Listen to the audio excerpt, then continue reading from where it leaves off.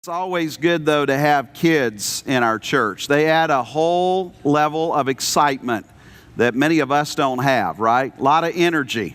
And we're grateful for all the children here in our church.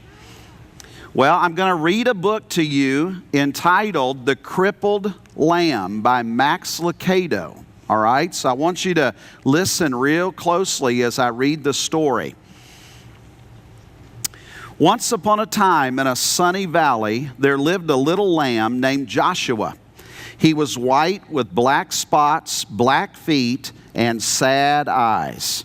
Josh felt sad when he saw the other lambs with snow white wool and no spots. He felt sad when he saw the other sheep with their moms and dads because he didn't have a mom or a dad. But he felt saddest when he saw the other lambs running and jumping because he couldn't. Josh had been born with one leg that didn't work right. He was crippled. He always limped when he walked. That's why he always watched while the other lambs ran and played. Josh felt sad and alone, except when Abigail was around. Abigail was Josh's best friend.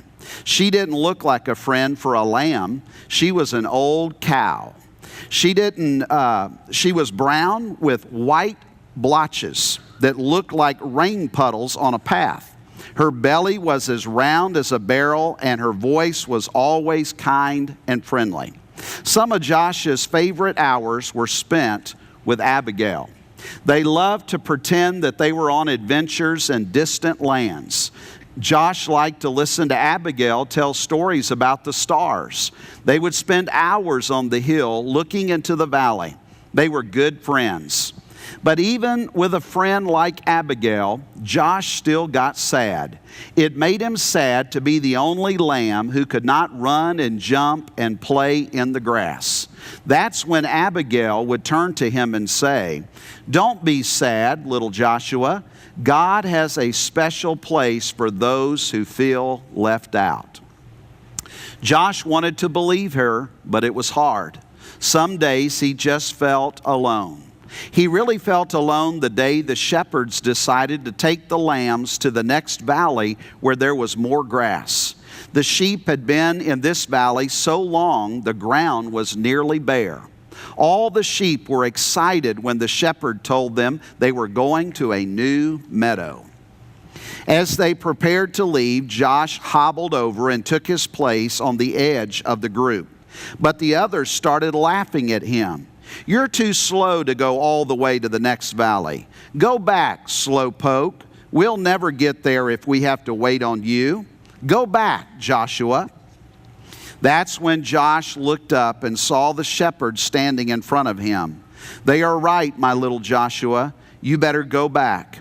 This trip is too long for you. Go and spend the night in the stable."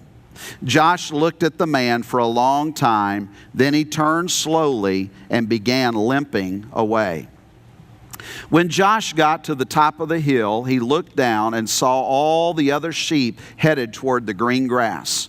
Never before had he felt so left out. A big tear slipped out of his eye, rolled down his nose, and fell on a rock. Just then he heard Abigail behind him, and Abigail said what she always said when Josh felt sad. "Don't be sad, little Joshua. God has a special place for those who feel left out." Slowly the two friends turned and walked to the stable together. By the time they got to the little barn, the sun was setting like a big orange ball. Josh and Abigail went inside and began to eat some hay out of the feed box. They were very hungry and the hay tasted good. For a little while, Joshua forgot that he had been left behind. "Go to sleep, little friend," Abigail said after they finished eating. "You've had a hard day." Joshua was tired, so he lay down in the corner on some straw and closed his eyes. He felt Abigail lie down beside him, and he was glad to have Abigail as a friend.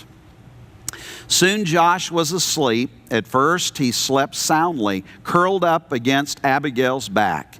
In his sleep he dreamed. He dreamed of running and jumping just like the other sheep. He dreamed of long walks with Abigail through the valley. He dreamed of being in a place where he never felt left out. Suddenly, strange noises woke him up. "Abigail," he whispered, "wake up. I'm scared." Abigail lifted her big head and looked around. The stable was dark except for a small lamp hanging on the wall. "Somebody is in here," Josh whispered. They looked across the dimly lighted stable. There, lying on some fresh hay in the feed box, was a baby. A young woman was resting on a big pile of hay beside the feed box. Joshua looked at Abigail, thinking his friend could tell him what was going on. But Abigail was just as surprised as Josh. Josh looked again at the woman and the child, then limped across the stable. He stopped next to the mother and looked into the baby's face. The baby was crying. He was cold. The woman picked up the baby and put him on the hay next to her. Josh looked around the stable for something to keep the baby warm. Usually there were blankets, but not tonight. The shepherds had taken them on their trip across the valley. Then Josh remembered his own soft, warm wool. Timidly, he walked over and curled up close to the baby. "Thank you, little lamb," the baby's mother said softly. Soon the little child stopped crying and went back to sleep.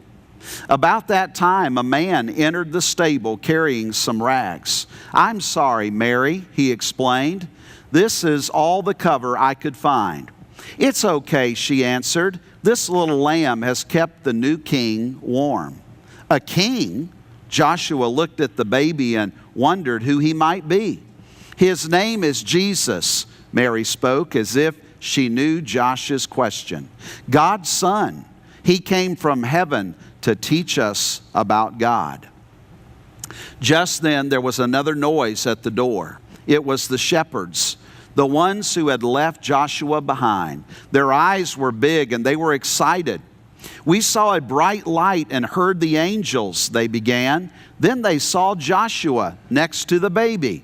"Joshua, do you know who this baby is?" "He does now."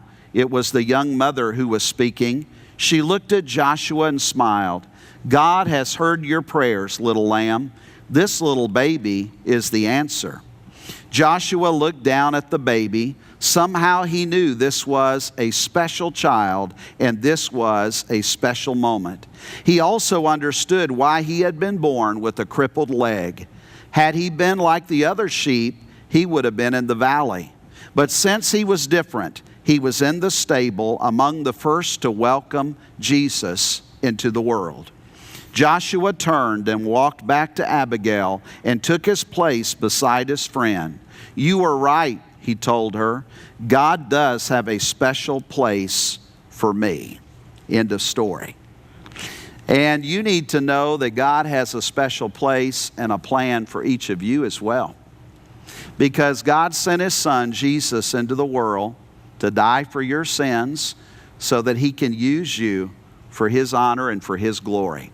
Merry Christmas to all you boys and girls. All right?